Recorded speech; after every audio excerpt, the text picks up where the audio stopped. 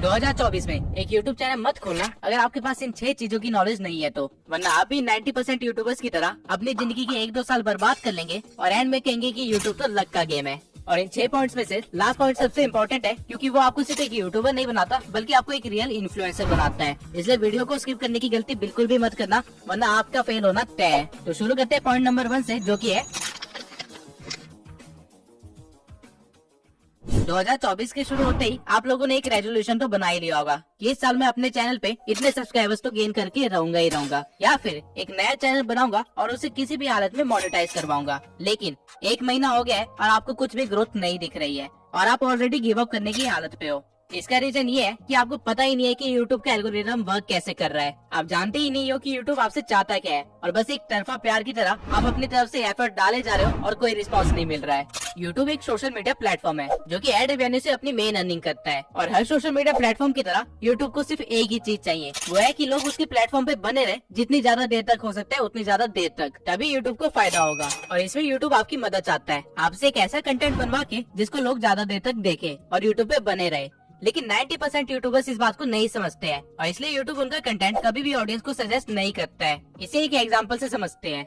मान लेते हैं आपने एक नया यूट्यूब चैनल खोला और आपने अपनी एक वीडियो अपलोड करी। यूट्यूब उस वीडियो के टाइटल, डिस्क्रिप्शन और कीवर्ड्स के बेसिस पे उस वीडियो को कुछ लोगों को सजेस्ट करेगा, जिसके बाद वो लोग आपके थंबनेल के बेसिस पे आपकी वीडियो पे क्लिक करेंगे और उसे देखेंगे, जिससे यूट्यूब को ये पता चल जाएगा कि आपकी वीडियो किस तरह के लोगों को पसंद आ रही है। और फिर यूट्यूब सिमिलर इंटरेस्ट वाले लोगों को आपकी वीडियो भेजेगा और फिर चेक करेगा कि वो लोग आपकी वीडियो पे कैसा रिएक्ट कर रहे हैं। यूट्यूब बेसिकली 2 चीजों को ट्रैक करता है, वॉच टाइम और एंगेजमेंट। यूट्यूब देखेगा कि जिन लोगों को उसने आपकी वीडियो सजेस्ट की थी वो कितनी देर तक आपकी वीडियो देख रहे हैं। अगर ऑडियंस उसे काफी देर तक देख रही है या फिर पूरा देख रही है तो यूट्यूब उस वीडियो को और ज्यादा प्रमोट करेगा और ज्यादा से ज्यादा लोगों को दिखाएगा, क्योंकि इस वीडियो की वजह से लोग यूट्यूब पे 7 से 10 मिनट एक्स्ट्रा रुक रहे हैं, जिससे यूट्यूब काफी मोटा पैसा छाप रहा है। वहीं अगर इस वीडियो की ऑडियंस रिटेंशन कम होती तो यूट्यूब इसे सजेस्ट करना बंद कर देता, क्योंकि यूट्यूब अपनी ऑडियंस का मूड खराब करके उसे दूसरे सोशल मीडिया प्लेटफॉर्म पे नहीं भेजना चाहता है। ठीक इसी तरह अगर आपकी ऑडियंस आपकी वीडियो पे एंगेज कर रही है, यानी कि लोग उस पे कमेंट कर रहे हैं या फिर उसे शेयर कर रहे हैं, तो भी यूट्यूब आपकी वीडियो को प्रमोट करेगा, क्योंकि अगर आपकी वीडियो शेयर की जा रही है तो लोग बाकी प्लेटफॉर्म को छोड़ के आपकी वीडियो देखने आ रहे हैं, जिससे अगेन यूट्यूब का मेन मोटिव कंप्लीट हो रहा है, लोगों को अपने प्लेटफॉर्म पे रोके रखना। और वहीं अगर आपकी वीडियो पे कुछ ज्यादा कमेंट्स आ रहे हैं तो काफी सारे लोग कमेंट्स का रिप्लाई भी करेंगे, बहसबाजी भी करेंगे और किसी न किसी तरह एंगेज करेंगे, जिससे आपका तो मेंटल पीस खराब हो जाएगा, लेकिन यूट्यूब अपना पैसा छाप लेगा आपको कुछ एक्स्ट्रा मिनट इस प्लेटफॉर्म पे रोक के। लेकिन वहीं अगर आपकी वीडियो एंगेजमेंट ला के नहीं दे पा रही है या फिर वॉच टाइम ला के नहीं दे पा रही है तो यूट्यूब आपकी वीडियो को यूजलेस समझेगा और उस पर अपना टाइम वेस्ट नहीं करेगा।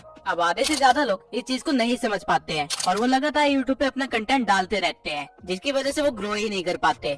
आपको एक चीज को समझने की जरूरत है कि यूट्यूब आपसे आपकी वीडियोस नहीं चाहता है, वो आपसे आपका वॉच टाइम और एंगेजमेंट चाहता है। और ये चीजें कैसे लानी है, आपको इस चीज पे ज्यादा फोकस करना चाहिए। और एक और बहुत इंपॉर्टेंट चीज, एल्गोरिदम टाइम के साथ चेंज होता रहता है। 2014 में जब यूट्यूब पे ज्यादा क्रिएटर्स नहीं थे तब डजंट मैटर कि आप किस तरह की वीडियो बना रहे हैं, अगर आप ज्यादा वीडियोस डाल पा रहे हैं तो आपका वायरल होना कंफर्म था, क्योंकि उस टाइम पे यूट्यूब को ऑडियंस को अपने प्लेटफॉर्म पे लेके आना था, जो कि रेडियो या टीवी पे घुसे रहते थे। यूट्यूब उनको अपने प्लेटफॉर्म में फंसाना चाहता था, इसलिए उस टाइम पे जितनी ज्यादा वीडियोस होती थी उतनी ज्यादा वेरायटी होती थी और उतनी ज्यादा लोग अट्रैक्ट होते थे। लेकिन 2018 में जब क्रिएटर्स काफी ज्यादा हो गए थे तब यूट्यूब अपनी ऑडियंस को बुला नहीं रहा था, बल्कि जो ऑडियंस उसके पास है उनको सस्टेन कर रहा था। इसलिए उस टाइम पे यूट्यूब ने लंबी वीडियोस को प्रमोट करना स्टार्ट कर दिया था। अगर आप उस टाइम पे कुछ 1 घंटे की वीडियो या फिर 30 मिनट की वीडियोस बनाते तो आपके वायरल होने के 90% चांसेस ज्यादा थे। और इसके बाद 2020 में एक और चेंज आता है जब टिकटॉक और रील्स का जमाना स्टार्ट हो जाता है। अब लोगों को लंबी वीडियो नहीं देखनी थी, बल्कि उनको जल्दी जल्दी वीडियोस देखनी थी, और इसलिए यूट्यूब ने शॉर्ट्स इंट्रोड्यूस किए। और इवन अभी भी यूट्यूब शॉर्ट्स को काफी ज्यादा प्रमोट कर रहा है, क्योंकि शॉर्ट्स देखते देखते कब 1-2 घंटे निकल जाए पता ही नहीं चलता। और यही तो यूट्यूब को चाहिए कि आप उसके प्लेटफॉर्म को छोड़ के जाओ ही ना। और एज ए यूट्यूब क्रिएटर अगर आप बिना एल्गोरिदम को समझे वीडियो अपलोड करना स्टार्ट करोगे तो आपका फेल होना ग्रांटेड है। लेकिन क्या एल्गोरिदम एक लौता फैक्टर है जो कि आपके फेल होने का रीजन हो सकता है? नहीं। अगर आप अभी तक इस भ्रम में जी रहे हैं कि आप रोज वीडियो डालेंगे और आपकी कोई ना कोई वीडियो तो वायरल हो ही जाएगी, तो आप बहुत ही जल्दी अपनी मेहनत और टाइम बर्बाद करके क्विट करने वाले हैं, क्योंकि आपको इस चीज को समझने की बहुत ही ज्यादा जरूरत है कि क्वालिटी ओवर पावर्स क्वांटिटी। अगर आप 2 चैनल्स खोलते हैं जिनमें से आप एक चैनल पे साल में सिर्फ 4 क्वालिटी वीडियोस बनाते हैं और वही दूसरे चैनल पे साल में 365 वीडियोस बनाते हैं, लेकिन सारी वीडियोस बिलो एवरेज है, तो वो जो 4 वीडियोस वाला चैनल है वो मिलियन सब्सक्राइबर्स गेन कर चुका होगा, वही 365 वीडियोस वाला चैनल हो सकता है कि 10,000 सब्सक्राइबर्स भी गेन ना किए हो। रीजन बीइंग कि वो 4 वीडियोस की क्वालिटी 365 वीडियो से भी ज्यादा है और यही रीजन है कि डिकोडिंग वाईटी, मैं और कई सारे छोटे चैनल से इतनी जल्दी ग्रो कर पाए, वो भी इतनी कम वीडियोस में, क्योंकि ये चीज हमें पता थी। अगर आपको क्वालिटी कंटेंट बनाने में 1 महीना लगता है तो कोई बात नहीं, लेकिन बिलो एवरेज कुछ भी मत दिखाइए, क्योंकि अभी यूट्यूब पे ऑप्शंस की भरमार है। अगर ऑडियंस को आपकी वीडियो पसंद नहीं आई तो वो किसी और के चैनल पे जाके उसकी वीडियोस देख लेंगे और यूट्यूब ये चीज देखेगा तो यूट्यूब उसके चैनल को प्रमोट करेगा। वहीं अगर ऑडियंस को आपकी वीडियो पसंद आ गई तो वो आपकी वीडियोस के लिए वेट किया करेंगे और यूट्यूब इस चीज को भी देखेगा और फिर वो आपके चैनल को भी प्रमोट करेगा। लेकिन वीडियोस की क्वालिटी बढ़ाए कैसे? तो वीडियोस की क्वालिटी बढ़ाने के लिए आपको कोई महंगे गैजेट्स की जरूरत नहीं है, बल्कि आपको सही टेक्निक्स की जरूरत है, जिससे कि आप सही स्क्रिप्टिंग, वॉइस ओवर और एडिटिंग कर पाओ। अब ऑल्दो और भी कई सारे फैक्टर्स होते हैं जो कि क्वालिटी कंटेंट बनाने के लिए इम्पोर्टेंट होते हैं, लेकिन ये 3 चीजें बेसिक है। और अगर आपको इसको अच्छा करना है तो आप मेरी how to grow on YouTube playlist देख सकते हैं, जहाँ पे मैंने हर एक पॉइंट को अच्छे से डिटेल में एक्सप्लेन किया हुआ है। और जब आप ये प्लेलिस्ट देख के ग्रो हो जाएंगे तब आपको रियलाइज होगा कि आप वो सारी गलतियां करने से बच गए जो कि हमने सालों तक की थी। लेकिन सिर्फ क्वालिटी कंटेंट और एल्गोरिदम को समझने से आप अपने चैनल को फेल होने से नहीं बचा सकते हैं, क्योंकि यूट्यूब अगर आपकी वीडियो ऑडियंस तक पहुंचाएगा ही नहीं, उसे इंप्रेशंस देगा ही नहीं, तो वीडियो का आप क्या ही करोगे। अगर आपको नहीं पता कि रिटर्निंग व्यूअर्स कैसे इंक्रीज करे, या फिर न्यू व्यूअर्स को कैसे गेन करे, या फिर अपनी वीडियो को रैंक कैसे करवाए, या फिर CTR, RPM, CPM जैसी चीजें क्या होती है, तो आप एक बड़े से जंगल में बिना मैप के निकल चुके हैं, जहाँ पे आधे रास्ते में आपको YouTube नाम का एक शेर खाने वाला है। SEO में रैंक करने के लिए बेसिकली आपको 3 चीजों की जरूरत होती है: टाइटल, कीवर्ड्स और थंबनेल। और इनके सिवाय अपने SEO को ट्रैक करने के लिए और उसे और भी ज्यादा इम्प्रूव करने के लिए आपको YouTube के एनालिटिक्स को अच्छी तरह से देखना आना चाहिए, क्योंकि अगर आपको अपना एनालिटिक्स समझ नहीं आ रहा है तो आप अपनी ऑडियंस को नहीं समझ पा रहे हो। एंड अगेन, अगर आप अपनी ऑडियंस को समझ नहीं पा रहे हो तो एल्गोरिदम आपकी मदद नहीं करेगा। अब सही से टाइटल, डिस्क्रिप्शन और हैशटैग्स कैसे डालते हैं, इसके ऊपर मैंने ऑलरेडी एक वीडियो बना रखी है। लेकिन एनालिटिक्स को स्टडी कैसे करें, उसे इम्प्रूव कैसे करें और उसके साथ उसको ऑप्टिमाइज कैसे करें, इसके ऊपर मैंने अभी तक कोई भी वीडियो नहीं बनाई है। तो अगर आप लोग चाहते हैं कि मैं इस टॉपिक पे एक वीडियो बनाऊं तो कमेंट सेक्शन में एनालिटिक्स लिख दीजिए। 1000 कमेंट होते ही मैं वीडियो बनाना स्टार्ट कर दूंगा। बस सोचिए, आप सब कुछ सीख जाते हैं और अपने चैनल की क्राइटेरिया को पूरा करने के बाद उसे मोनेटाइजेशन के लिए अप्लाई करते हैं और YouTube आपको रिजेक्ट कर देता है। ऐसा होने की चांसेस बहुत ही ज्यादा है अगर आपको नहीं पता कि YouTube की पॉलिसीज और गाइडलाइंस क्या है।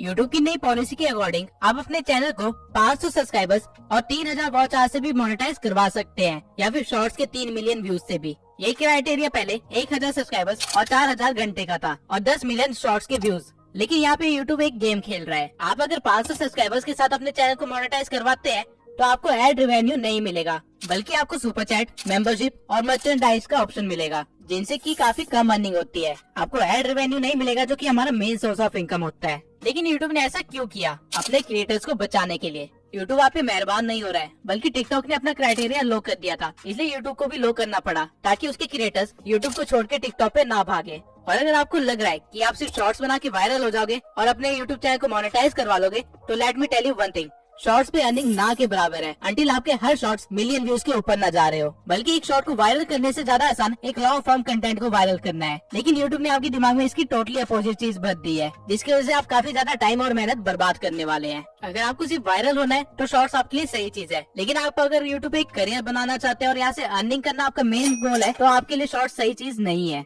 इसके सिवाय AI के ट्रेंड में होने के कारण YouTube ने AI से रिलेटेड भी काफी सारी पॉलिसीज निकाली है, लेकिन इन पॉलिसीज में कहीं पे भी AI वॉइस यूज करने से मना नहीं किया गया है, अंटिल आप किसी और की वॉइस को क्लोन करके अपनी वीडियो बना रहे हो। अगर आप 11 लैब जैसी किसी वेबसाइट से अपनी वॉइस जनरेट करवा रहे हो तो कोई प्रॉब्लम नहीं है, लेकिन अगर आप उसको बोलते हो कि डोनाल्ड ट्रम्प जैसी वॉइस को क्लोन करके आपकी वीडियो बनाए, तो आपके लिए एक प्रॉब्लम है। सेम वे में अगर आप AI से कोई वीडियो 0 से एडिट करवाते हो तो कोई प्रॉब्लम नहीं है, लेकिन अगर आप किसी और का कंटेंट उठा के उसे AI में डाल के कुछ और बनवाते हो और फिर उसे YouTube पे अपलोड करते हो, तो आपके लिए एक बहुत ही बड़ी प्रॉब्लम है। और इवन आप AI की वॉइस को भी लगातार यूज नहीं कर सकते हो डायरेक्टली, वरना वो रीयूज कंटेंट में आ जाएगा। आपको अपनी वॉइस को थोड़ा सा एडिट करना पड़ेगा। ठीक इसी तरह कॉपीराइट क्या है, इससे कैसे बचा जाता है और सही तरीके से किसी को एट्रीब्यूट्स कैसे दिए जाते हैं ताकि कभी लीगल केस में ना फंसे, ये सब की नॉलेज होना बहुत ही जरूरी है। वरना मैं ऐसे भी कई क्रिएटर्स को जानता हूँ जिनके मिलियंस में सब्सक्राइबर्स थे, लेकिन ये पॉलिसी गाइडलाइंस को वायलेट करने की वजह से रातों रात उनका चैनल गायब हो गया। कॉपीराइट के ऊपर मैं अलग से एक डेडिकेटेड वीडियो जरूर बनाऊंगा, क्योंकि ये एक बहुत ही बड़ा टॉपिक है और साथ में काफी कॉम्प्लेक्स भी है। आप कह सकते हैं कि इसको समझाने के लिए एक लॉ की डिग्री होना बहुत ही जरूरी है, क्योंकि यूट्यूब की कॉपीराइट पॉलिसी यूएसए के एक्ट के अकॉर्डिंग चलती है। लेकिन इससे डरने की कोई भी बात नहीं है, बस आपको थोड़ी सी नॉलेज होनी चाहिए ताकि आपका करियर बच सके।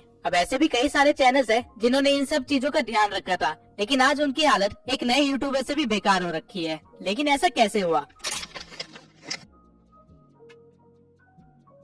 यूट्यूब एक रियल बिजनेस है और हर बिजनेस की तरह यहाँ पे भी कंपटीशन है, और अगर आप अपने कंपटीशन को नहीं भाप पाए तो आपका कंपटीशन आपको खत्म कर देगा। और कुछ ऐसा ही हुआ है जुन्नू की टेक और फैक्ट टेक के साथ। और ये प्रॉब्लम आपको सिर्फ तब नहीं आएगी जब आप ग्रो कर चुके होगे, बल्कि आप जब ग्रो करने की कोशिश कर रहे होगे तब आपको रियलाइज होगा कि आपसे बेहतर चैनल्स आपके बिल्कुल बगल में ही खड़े हैं और आपसे कम्पीट कर रहे हैं। और अगर आपको उनको पीछे छोड़ना है तो आपको कुछ ऐसा करना पड़ेगा जो कि कोई और नहीं कर रहा है, वरना आप भी 90% यूट्यूबर्स की तरह इस कंपटीशन में दब के खत्म हो जाओगे। अब अगर आप सोचते हैं कि मैं नीश ही ऐसे सिलेक्ट करूंगा जिसमें कंपटीशन ना के बराबर हो, तो आप बहुत ही गलत हो, क्योंकि ऐसी कोई भी नीश नहीं है जिसमें कंपटीशन ना हो। आप कुछ भी इमेजिन कर सकते हैं और जब आप सर्च करेंगे तो आपको उसमें कंपटीशन मिलेगा ही मिलेगा। तो कंपटीशन से बचे कैसे? इसका सिर्फ एक ही तरीका है कि आपको ट्रेंड के साथ चलना पड़ेगा, एडेप्टेशन करनी पड़ेगी और साथ में अपनी एक यूनिक आइडेंटिटी बिल्ड करनी पड़ेगी। इवन हमारी नीश में भी काफी सारे क्रिएटर्स 5 साल से भी पहले बैठे हुए हैं, लेकिन पिछले 1 साल में एक नया ट्रेंड आया है जिसकी वजह से इन बड़े क्रिएटर्स को भी मुश्किल का सामना करना पड़ रहा है। वो है एडिटिंग का ट्रेंड। ये सारे क्रिएटर्स अपनी फेस कैम वाली वीडियोस को हटा के अब एक व्हाइट बोर्ड पे आ गए हैं, जहाँ पे ये व्हाइट बोर्ड में सारी चीजें एक्सप्लेन कर रहे होते हैं। लेकिन नए ट्रेंड में जहाँ एडिटिंग के थ्रू हर चीज को एक्सप्लेन किया जा रहा है, उसे ये अडेप्ट नहीं कर पाए, जिसकी वजह से छोटे चैनल्स भी इनसे ज्यादा व्यूज ले जा रहे हैं। और ठीक इसी तरह छोटे चैनल्स में भी कंपटीशन काफी ज्यादा बढ़ गया है, जहाँ पे ग्रो करने के लिए आपको कुछ यूनिक करना पड़ेगा। और वो कोई भी छोटी सी चीज हो सकती है, चाहे आपके बोलने का तरीका हो सकता है, आपकी स्क्रिप्टिंग का स्टाइल हो सकता है, या फिर मेरा एक एआई अवतार हो सकता है, लेकिन कुछ अलग जो कोई और ना कर रहा हो।